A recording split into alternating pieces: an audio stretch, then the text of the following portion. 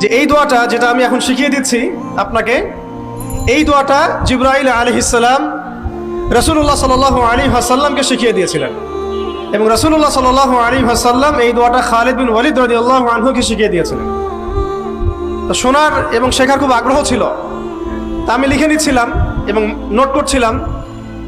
এই দোয়াটা যদি আপনারা পড়তে পারেন, ভবিষ্যতের যে কোনো শঙ্কা, আশঙ্কা, বিপদ আপদ, বালা মুসিবত, এই বিষয়গুলোর ব্যাপারে আল্লাহর পক্ষ থেকে একটা সাকিনা এবং সুকুন হৃদয় নাজিল হবে ইনশাআল্লাহ। একটু বড়, যেহেতু এখানে তালেবে ইলমগণ অনেক, তারা তো শুনলেই মুখস্থ করতে পারবেন, তাই আমি নোট করে আনছি।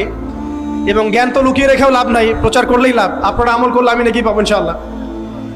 তো এই দোয়াটা হচ্ছে আউযু বিকালিমাতিল্লাহি তাম্মাতিল্লাতি লা ইউজাবিজুহুন্না বাররুন ওয়ালা ফাজির মিন শাররি মা খালাকা ওয়া যারআ ওয়া বারআ ওয়া মিন শাররি মা ইয়ানজিলু মিনাস সামাই ওয়া মা ইয়ারুজু ফিহা ওয়া মিন শাররি মা যারআ ফিল আরদি ওয়া মা ইয়াখরুজু মিনহা ওয়া মিন শাররি ফিতানিল লাইলি ওয়ান নাহার ওয়া মিন শাররি তাওয়ারিকিল লাইল ইল্লা তাওয়ারিকা ইয়াতরুকু বিখাইরিন ইয়া রাহমান।